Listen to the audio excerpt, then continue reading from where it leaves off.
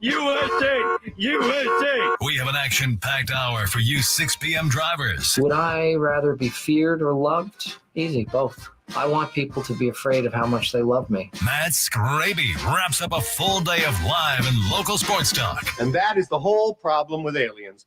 You just can't trust them. Occasionally you meet a nice one, but usually they turn out to be some kind of big lizard. The Skraby Show starts now on 97.3 The Fan. Hello and welcome into the Skraby Show for Tuesday, February 13th. Hope everybody has finalized their Valentine's Day plans. Hope everybody has a reservation for their Valentine's Day plans, because I don't. So, and I'm okay with that. I was just talking to Tony before he left, and I said, you know what? I'm okay with not having to go to a nice restaurant tomorrow night and pay a bunch of money for a fixed menu.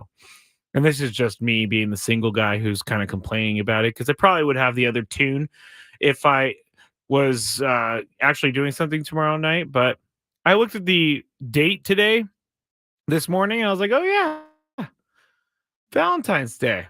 All right. Yeah, that's tomorrow.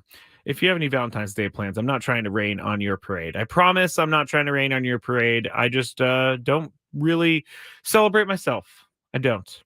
We have tons already in the chat room. We have Dan, we have Maria, we have Castro, we have Evan, the AI bot. And so if you want to join us here on YouTube and you want to chat, you can just go search 97.3 The Fan and you will find the live show there. We're also on Facebook. We're on Twitch, 97.3 The Fan, and we're on X, 97.3 The Fan SD. We have a lot to talk about tonight. We have a lot of good information from the Padres spring training today. We'll play some of that audio. We'll hear from Manny Machado. We'll hear from Mike Schilt. We'll hear from a couple other people if we got time for it. We'll talk about the new City Connect uniforms at the end, or in the third segment. We'll also have our daily gripe, which yesterday's daily gripe I got a lot of feedback about. And it was, yes, please do not talk to people on the phone in public on speakerphone. That is what was the daily gripe. And I got a lot of good feedback on that because it's very annoying. It's very annoying. So we'll have a new daily gripe at the end of the show today. But before we get into the news of the day, I think it's clear now, without actually saying it out loud, the Padres went all in last year, and it didn't work. And so I talked to a ton of people about the Padres to get a feel for things out there. And I think I know the answer to this question, but I am looking forward to the responses, because here is what I want to ask all of you out there. And it was brought to me by a friend in a text message yesterday. Is there goodwill built up within the fan base of the Padres because of the spending the last 2 years? Is there patience? Are you willing to look the other way this year because of the effort from the front office? So basically the conversation was, is there goodwill built up from the last couple of years of trying to get to the World Series by the front office? And do the Padres this year have a little bit of leeway because of the efforts that were made in the last couple seasons? Now, the reason that they're cutting payroll so much, we've talked about many times, and it would be because they need to be under the collective bargaining tax. And if they are over it, they have to pay 50% of their salaries or their payroll. So that's just not going to happen. We've talked about that, made that clear. But as fans out there, are you willing to kind of give them a little bit of length of rope so that they can kind of figure out what kind of team they are this year, just because of everything that they've done in the last couple of years? So if you have thoughts about that, please either go into the YouTube chat and go and chat there, or you can hit me up on Twitter at Matt Skraby, or you can give us a call 833-288-0973. I said I think I know the answer to this question, because I believe that the overall consensus of the Padres is that I would think that the overall consensus of Padres fans is that, yes, there is a little bit of leeway this year because of the last couple of years, but they still have to make the playoffs this year. There's not another season where they can go by without making the playoffs. So I am thinking that most fans are okay with a little patience this year, because I keep saying they need to start fast and they need to start ready to go. They need to start hot. And so That may go against my theory a little bit if I'm going to show a little bit of patience, exercise a little bit of patience with the Padres this year. But again, is there goodwill built up within the fan base because of the spending the last 2 years? So you can join us and give me your opinion on that. 833-288-0973, 833-288-0973, or X at Matt Skraby, or the YouTube chat if you just search 97.3 The Fan. So a couple of calls have come in. I will get to you guys very shortly, so stay right there. But we have to start catching everybody up on what happened today. It's time to get caught up on the latest with the news of the day. All right, first news story of the day. Manny Machado. We were expecting Manny Machado to not even be able to hit or DH or anything till a couple weeks into the season, maybe a month into the season.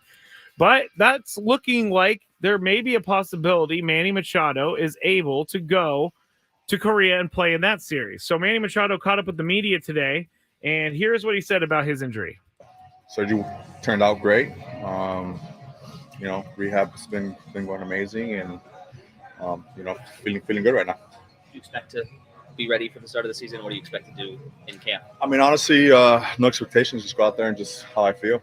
Right now, as of today, feeling good. It was a good off-season strength, getting my strength back. And it's just a matter of what my body tells me and how much I can go, how much I can push, and at the same time, just being smart about the situation. It's a long season, but as of not right now, feeling good. No issues with hitting and throwing. Just a matter of just building on my arm to be able to tolerate every day.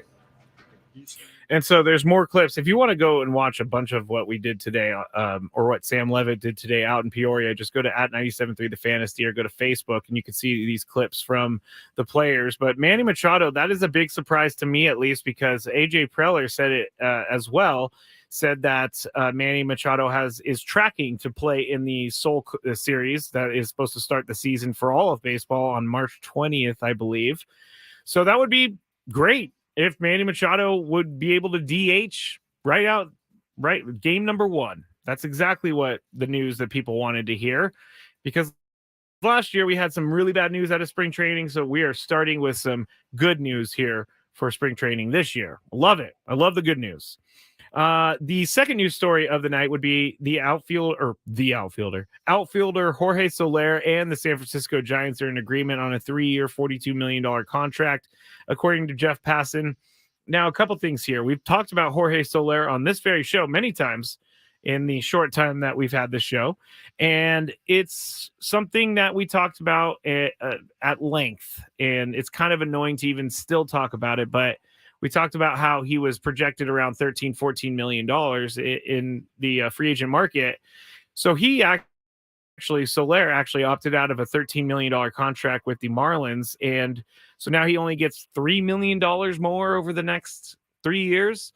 So either someone called his bluff, because Tony brought up earlier, there was like a staring contest between the agent and the team, but I guess the team called his bluff because he ended up signing for a very similar deal to what he would have gotten in Miami. But the big question for me with Jorge Soler is, I mean, I don't like to see that he's going to San Francisco. The Giants so far have made some interesting late moves, and I'm not quite sure how they're all going to fit together.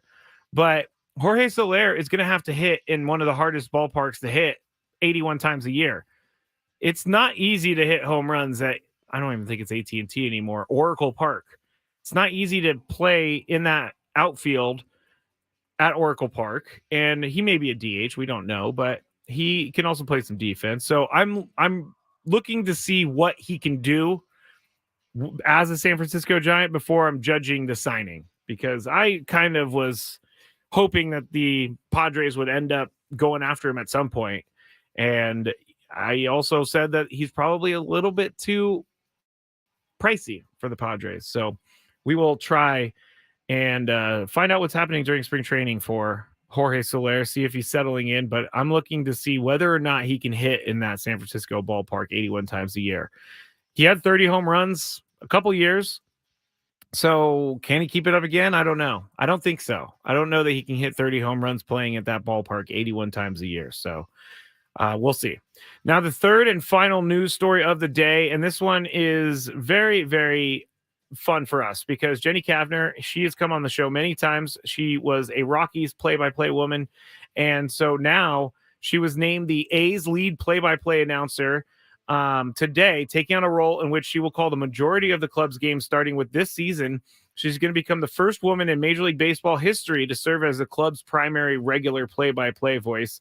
She said in a statement, "It's a dream come true to join the broadcast team for the Oakland A's and their rich baseball history. Growing up the daughter of a baseball coach, I have loved the game from a young age, along with the stories, history, and relationships it provides. I'm excited to start my 18th season as a Major League broadcaster with my good friend Dallas Braden and share our experiences with the loyal fans of the Athletics as we go on this ride together." That's going to be a good broadcast. Dallas Braden and Jenny Kavner, I'm going to tune into some of those games. So she is the first female lead play-by-play voice in Major League Baseball, and congratulations to Jenny Kavner. We're trying to get her on the show here once things calm down for her, because if you can imagine, she has a few things going on right now after being named the first woman to a lead play-by-play role, but we're going to get her on at some point. All right, let's go to the phones real quick. I asked before news of the day, I asked, is there goodwill built up within the fan base because of the spending the last couple of seasons? I've got some good responses on the YouTube chat, but let's go to the phones first. And Ben in National City. Ben, what's up? What's going on, Skraby? Not too much. Good. Ben's a very good listener to the show. He's been with us all the way through. So Ben, what are your thoughts on this? Is there some goodwill in your mind built up, or do they need to make the playoffs this year, hands down? I think regardless, yes, we do need to make the playoffs and everything. Regardless, it's going to be a wild card reach. That's just honest truth, just the way how the Dodgers are built and how the Diamondbacks are. But I have goodwill and everything. I think it's okay to stay on the CBT. Like, you got to stay on the show every time. Follow the Dodger route. It's going to say follow the Dodger route, but take the CBT low. Because next year's free agent class is going to be pretty good. Like, I wouldn't mind getting Max Fried back and everything as a starter for us. But I think we're good. Let the young guys build up and everything and stuff. Stay under CBT. Try to make a trade, but I got goodwill. Just make the wild card and just see what happens. We could be the Diamondbacks like last year, but very true. See what happens. Yeah, very true. Thank you, Ben, for the insight. And you're right. I mean, I hate to say follow the Dodger way, like you hate to say it as well, Ben, but the Dodgers did this last year. They got under the third tier of the collective bargaining tax, and so they didn't spend much at all last offseason. And now they spent a ton of money in this offseason because they're under and they reset everything. So Ben could be onto something here. Maybe the strategy is just to do what they can this offseason, bring in the right guys, bring in the right pieces for the Padres, and see whether or not to see whether or not they are going to need to go get those big free agents next year. I really think Ben is onto something with that one, because it's kind of a blueprint now for teams that are over the tax and how they get under the tax and what they're going to do with their team the season immediately following a year where they're not going to spend a bunch and they're going to cut a lot of payroll. So we'll have to see what's going on. But overall, there's some goodwill. But according to Ben, they need to make the playoffs this year. And I don't disagree with that, Ben, whatsoever. Thank you very much for calling, Ben. Appreciate that. I have a bunch of tweets or YouTube chats that I could share, but I do need to go to break. So I'll share those when I get back. We'll continue this conversation, see if there's any goodwill built up. We'll hear from Mike Schilt, and we'll just have some fun on the Skraby Show on 97.3 The Fan. Don't have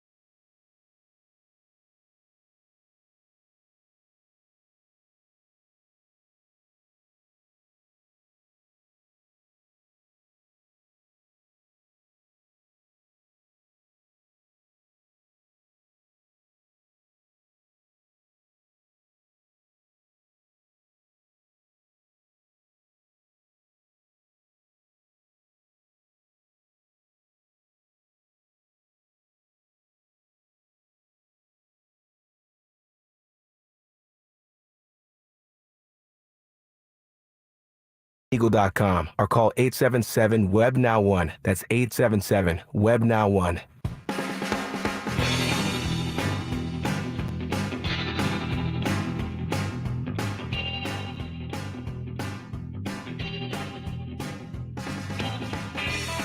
Back here with the Skraby Show. I'm Matt Skraby. Thanks for joining me tonight. The Aztecs are underway. I didn't realize they were starting at 6 p.m., but I have a lot of times floating around in my head. One of the things that I cannot stand about the CBS Sports Network coverage is that mostly every time the Aztecs play on a weeknight, they're waiting for a game that is previously on TV to finish. And so that's exactly what we're waiting for right now. And so it's Providence and St. John's, 74-72 with 30 seconds to go. But they're taking they're taking away our Aztec watching, which is unfortunate. I just hate that about CBS Sports Network. They always do it too. Always do it. Deborah on X actually tweeted me and it corrected me on something that I have felt wrong about all day. And Deborah said, I think it's competitive balance tax. You may be conflating it with, I like that word, conflating it with collective bargaining agreement, CBT versus CBA.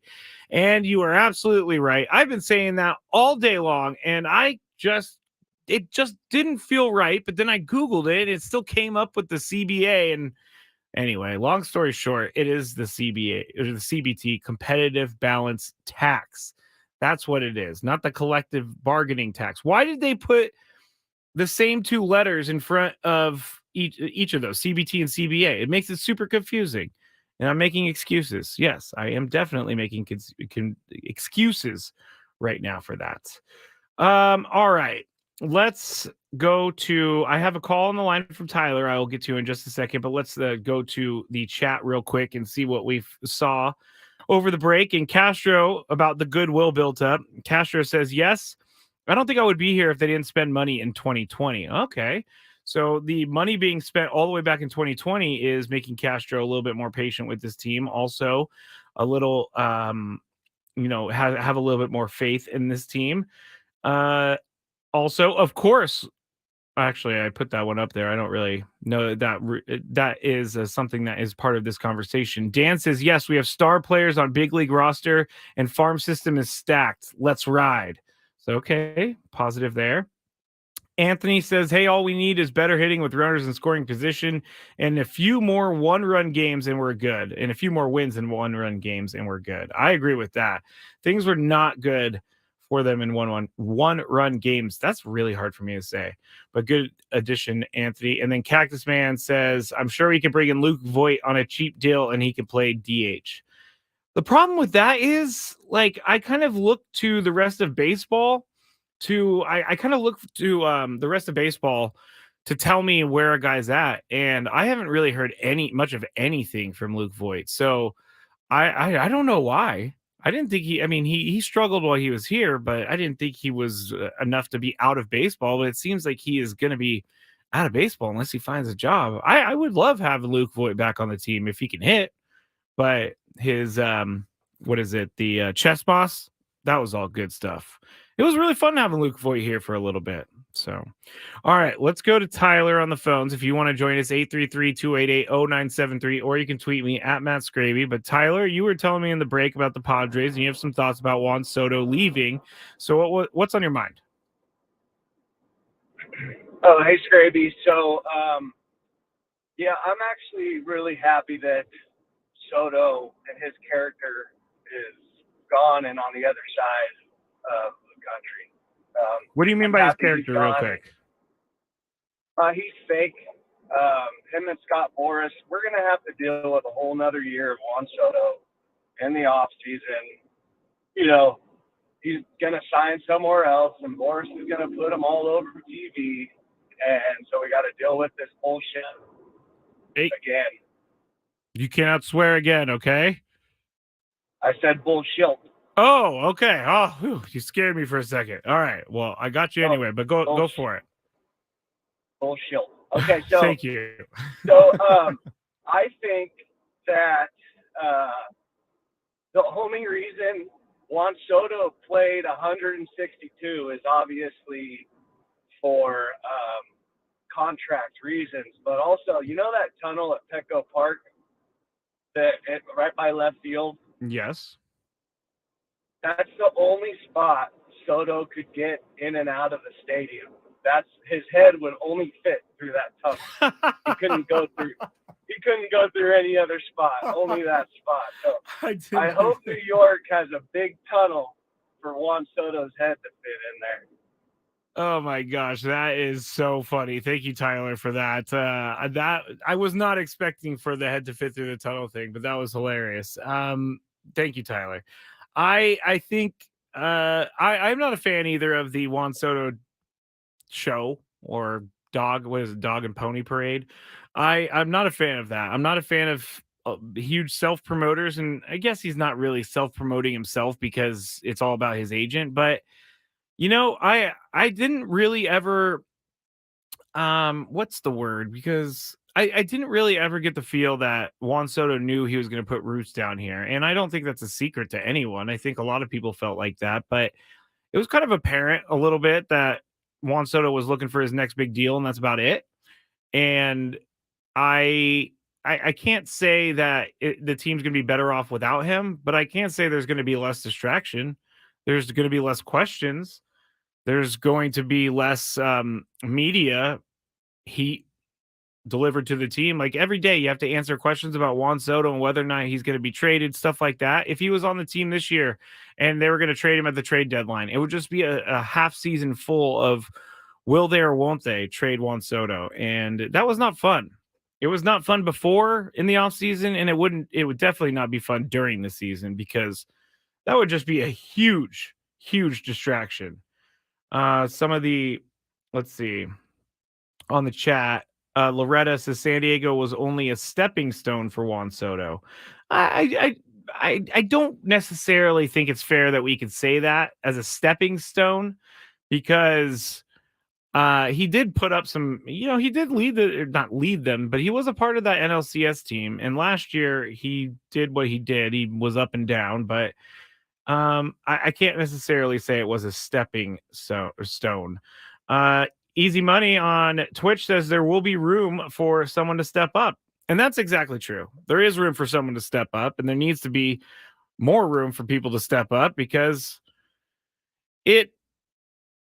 it's time for some of the younger guys that we've talked about for years. It's time for those guys to kind of show why AJ Preller has kept them in the system.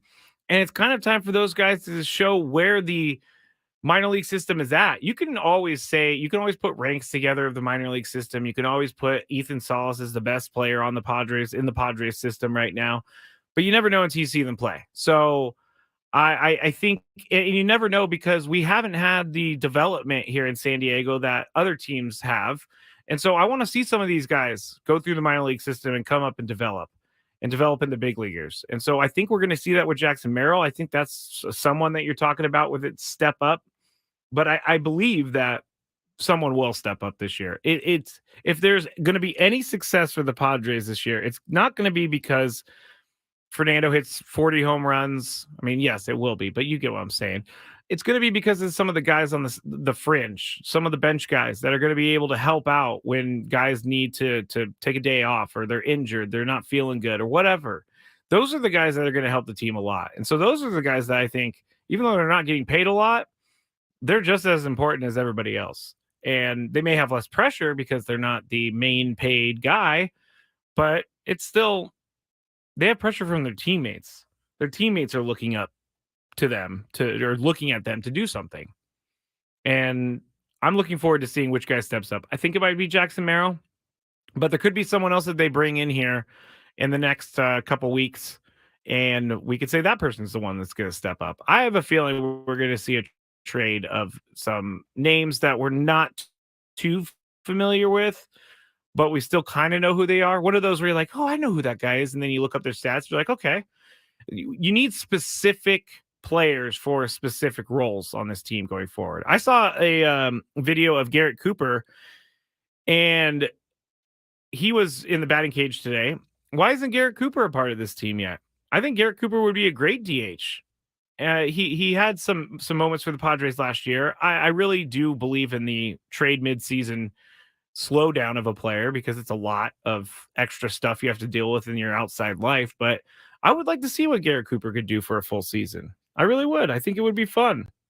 Fun only if he performs, right? But I saw him on X today, and he was taking some swings. But it's just kind of it's kind of interesting how so many guys are still looking for jobs. And like Tony said earlier in the show with Jorge Soler was waiting to see which team blinked first, or if his agent blinked, or if the team blinked. And spring training is coming around, and he wanted a team, and he wanted to know where he was going to be for the next couple of years. So he signed a contract for just $1 million more than what he was going to make with his current team. And I have a feeling we're going to see a lot of those guys coming at it like that going forward, because they want to play. They don't want to be the last man out or first man out. So they're going to just join up on a team. All right, let's go back to the phones. Kathy, you're on the Skraby Show. What's going on? Hey, Skrabe. I'm pretty optimistic about this season just because of who we still have on the team. Yeah, we're missing some pieces, and hopefully, we'll be able to develop some of our younger guys. I'm just afraid of pushing them too fast, like you've been saying, when they're not ready, and how when they come up and then go back to the minors, how that kind of deflates their self-worth. I don't want to say self-worth, but you know what I mean. How that's got to be hard for them because they weren't ready. Yeah. But I'm so happy football season's over. It's time. I want baseball back. Yeah, well, baseball is back, Kathy, and we're going to have lots of time to talk this year. Yes, next week. We will actually be broadcasting that game live on 97.3 The Fan. The game, I think it's Thursday against the Dodgers, 12:10 our time, 1:10 Arizona time. But yeah, we are just beginning to scratch the surface of the baseball season. So happy. Yes. All right, Kathy, thank you so much for the phone call. We are going to head to break in just 1 second. Brandon on the chat says, Xavier Scruggs was just on MLB Network talking about how good James Wood can be, a young outfielder we could have used if we were only going to get 12 playoff games out of Soto. Now, again, Brandon, and I said that in like a derogatory term. That's not what I meant by it. But Brandon, I'm going to put this back up. I would like to see how good James Wood can be. Can be is the key in there, because James Wood got or helped get Juan Soto, but James Wood can be good. We still haven't seen what he can do. And we've seen that CJ Abrams is able to kind of pick it up here. He's kind of figured it out. He had a good second half. Mackenzie Gore struggled. Robert Hassel, we haven't even heard from, since he was traded. So right now, the only player you could say has proven that they were a good asset for the Padres would be CJ Abrams, but they just didn't have a place for him to play. And now he gets an everyday spot. Last chat, easy money. If Zokar can improve a little, I agree with that. Zokar, we've talked about him being the center fielder of the team, and we've seen him as a bench player. But if anyone needs to step up, if anyone has an opportunity to step up and get themselves an everyday spot in the outfield, it's Jose Azocar. They already know what he could do. He's already been in with the team for a while now. So it's one of those things where you're promoting within. And so Jose Azocar can take this job and put his hold on it if he plays well. And Jose Azocar from time to time can have some good, great moments for the Padres. But can he do that on a day-to-day basis? I'm just not sure I've ever seen it from Jose Azocar on a day-to-day basis. Love Jose Azocar. He's got a great radio voice, and he's done some good things for the Padres. But he really needs to come up huge this year if he's going to be the starting center fielder. I don't know. Dominic says on the chat, I love Sugar, which is a Zokar, but he's a bench player. Yes, he is a bench player. But I guess now is the time to find out if you have something more than a bench player. We'll see. Aztecs are still playing Colorado State. They are not doing too bad anymore. They had I guess Colorado State opened up with a 14-0 run, and now it is Colorado State up 24-16 with 9:41 to go in the first half. So as long as the show's going, I'll keep you up to date on that. When we get back, we have some more phone calls. We also have some more messages, and we have the Daily Gripe. We have a quick talk about the City Connect jerseys. Lots still to go here on 97.3 The Fan, the Skraby Show. Thanks for listening.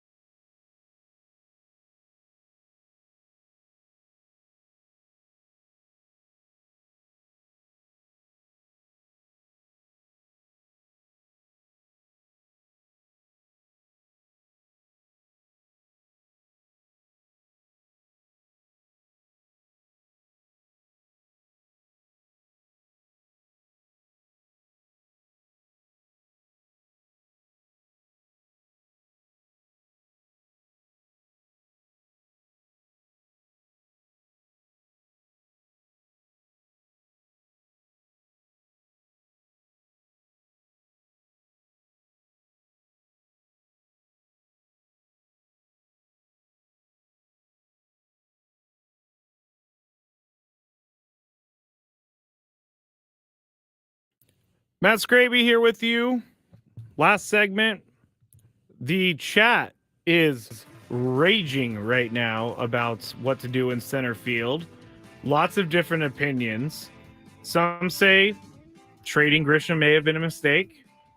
I don't know. I don't know that trading Grisham would have been a mistake. He was a great defender, gold gloves, all that stuff. But and he did have some power, which was brought up in the chat. But I really don't think Trent Grisham was the right guy for this team right now or in the future. I don't know. He just couldn't hit. And they needed someone last year at the bottom of the lineup, or not bottom, top, bottom of the lineup. They needed someone at the bottom of the lineup who could help drive guys in, especially since the other guys at the top of the lineup weren't able to do it. And it just didn't happen. I can specifically remember that game last year. I think it was a day game against the Royals. I know it was a day game, and I think it was against the Royals. But I can remember, I think Trent Grisham had back-to-back innings maybe with guys on base, full bases loaded, and wasn't able to drive anyone in each time. So it was, it was tough at times. But I was a Trent Grisham guy. He was always nice to me in our show. So I've got nothing wrong with him.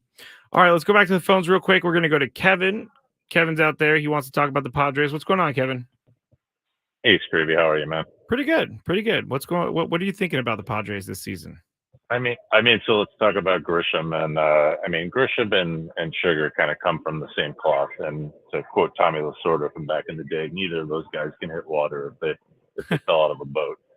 So let's be real. I think Sugar, you mentioned he did great things last year or the previous year. I'm not quite sure what those were. Good guy, fourth, fifth outfielder.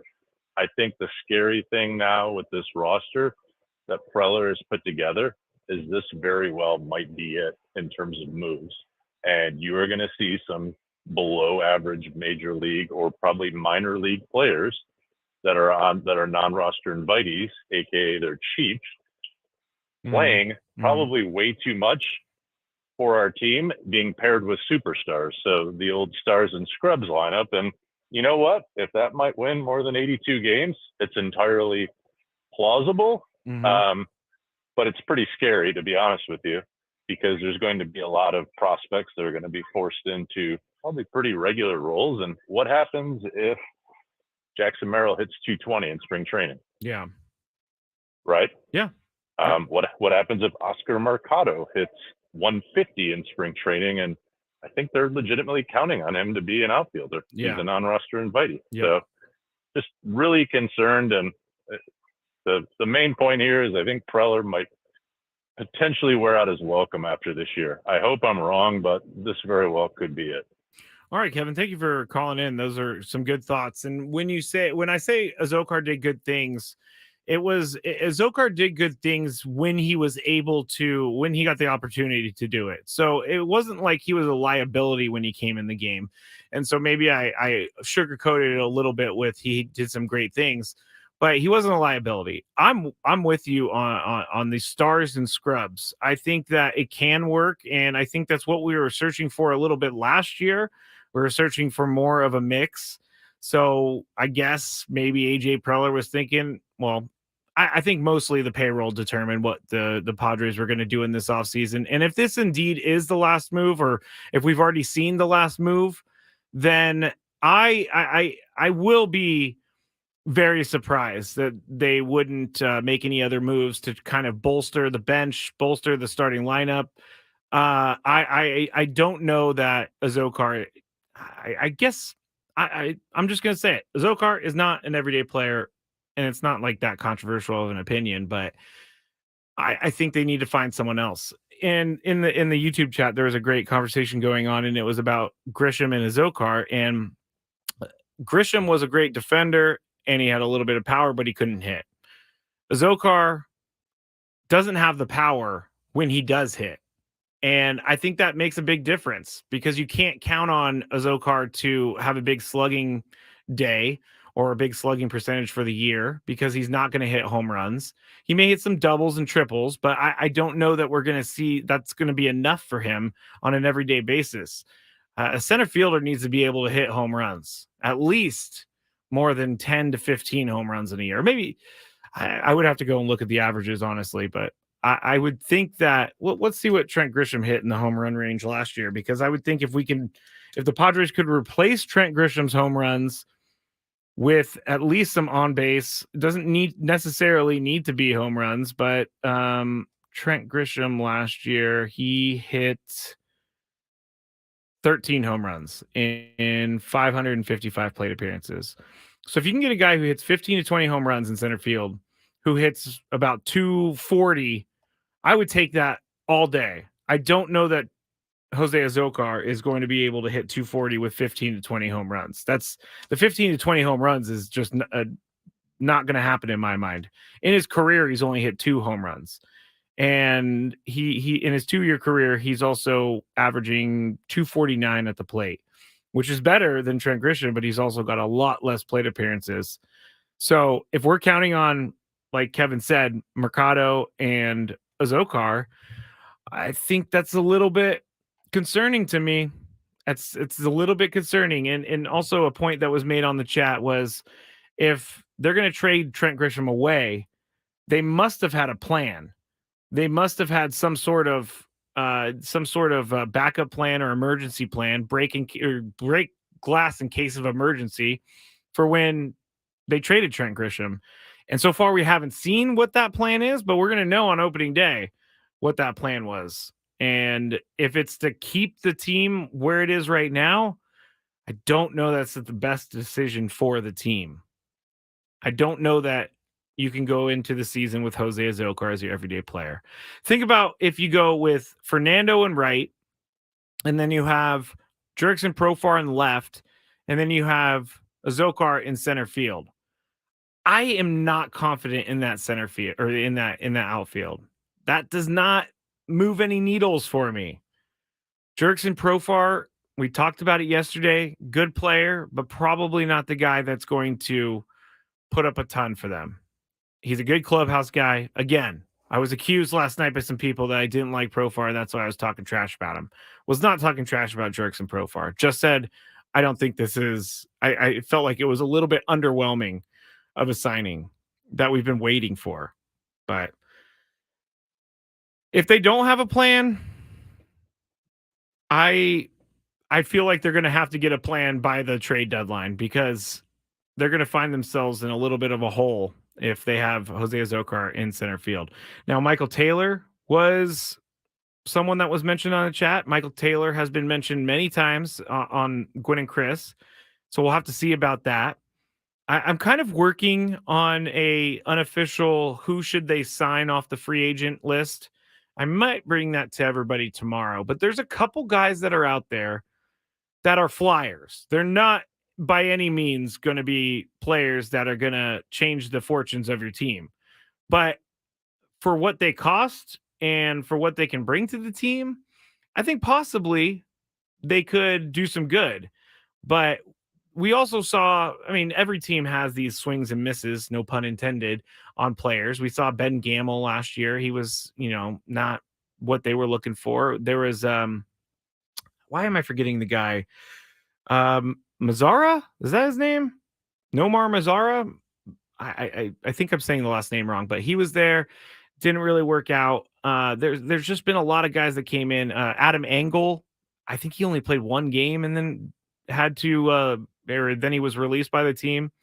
So they're trying to find some sort of mixture there. They just haven't been able to find it. It was Mazzara. Keeping It Real says a 1-year prove-it deal for Bellinger. I'm fine with that.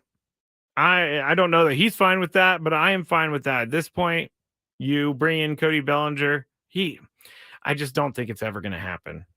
And I see the other comments in there about like Trevor Bauer. We've been over that. You can go listen to last week's shows if you would like to hear about Trevor Bauer conversation.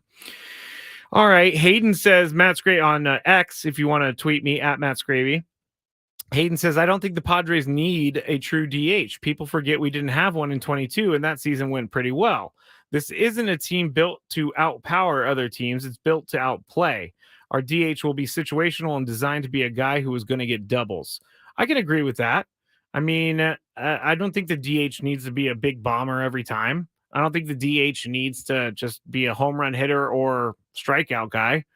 I think the Padres can have a DH that will drive in runs. That's all they need. If you put it down to what they didn't do last year, it would be runners in scoring position and in one run games.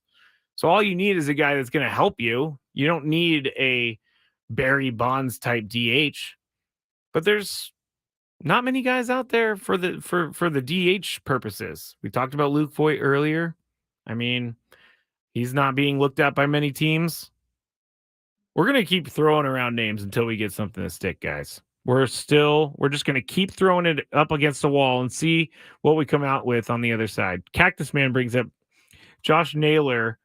Hold on. Josh Naylor would have been such a great fit here. He may have been, but when Josh Naylor was a Padre at the time, I don't know that anyone was clamoring to really hold on to him as the next greatest thing. Josh Naylor is doing well now. I mean, his career batting averages, or his 2023 batting average was 308 and 97 RBIs. That's pretty good. 17 home runs. When he was with the Padres, he hit 250 and he hit 8 home runs, 32 RBIs. He had an OPS of 719. Granted, that was his first year, and then he went on to different teams. The next season in 2020, he was traded to the Cleveland Guardians, and he was 253 in 2021, a 256 hitter in 2022, and then 308 last year. So it wasn't like he was tearing the cover off the ball in 2021 and 2022. He only played less than half the games in 2021, and he played 122 games in 2022. So he kind of started picking it up there, but last year was a big year for him. So we'll have to see what happens this year. Whether or not he can keep that up, we don't know. But talking about the past trades, I definitely am not someone who's going to dwell on a past trade, because unless it's really glaring, like say I'm the White Sox and my team traded away Fernando, I would look at that and be like, wow, that guy really messed up because he gave away one of the best players in baseball right now. But Josh Naylor, at the time it didn't seem like that big of a deal. Now, yeah, the Padres could need him, but I don't know if he's going to, or I don't know if he stayed, if he develops into the same player he is. When he went to the Guardians, he kind of got a new role. He was able to take over. He wasn't the new guy on a team full of veterans. He was a new guy on a team full of new guys. So it was maybe a little bit easier for him to blend in and kind of find himself there. I'm seeing Nola on the chat with the palm in the face emoji. I 100% believe that Austin Nola, everything that happened last year was because of what happened in spring training when he got hit in the face. And he even said that later in the year he had headaches and things of that nature. And so he had to get some medical attention for that. But I don't know why everybody gives Austin Nola such a hard time. I mean, I do know why everybody gives Austin Nola a hard time, but I think he did much more than what he was given credit for. Same with Grisham. If those two guys aren't a part of the team in the 2022 playoffs, I fully believe that they don't get as far, because Trent Grisham was the MVP of the first two series. So you can always remember that. What's annoying Skraby today? Let's find out. It's time for the Daily Gripe. Anthony says on the chat, I've never heard this before. Grisham did give one of the greatest moments ever. Walked up to the plate in the City Connects with his fly wide open and slapped the dinger. I don't remember that, but that's pretty funny, actually. That is actually really funny. That would be me. I think I told a story months ago, about going into a convenience store and my fly was down and no one told me, and it was embarrassing. All right, the Daily Gripe for today is something, I guess, kind of personal to me, but I think other people may identify with it. And I am someone, obviously I'm in talk radio, I like to talk things out. And so sometimes when I go and talk things out with friends, or say my parents or my brother and sister, I absolutely hate it when the suggestion or the advice is everything's going to be okay. I can't stand the everything is going to be okay line. I really, really can't stand it, because It is the right thing to say, but it doesn't make me feel any better in the moment. It doesn't feel any better in the moment. And I get a lot of this. When I stopped drinking, I got a lot of everything's going to be okay. I just can't stand it. I know it's a nice sentiment, but I can't stand it. Anthony is right. You should go and listen to 12 games in October for the full story on the 2022 Padres season. It's still up there. Just search it, 12 games in October on the Odyssey app. You can listen to it. Thanks to everyone who was here tonight. I will be back with you tomorrow night. Thank you for joining me on the Skraby Show, 97.3 The Fan. Hey, it's Craig from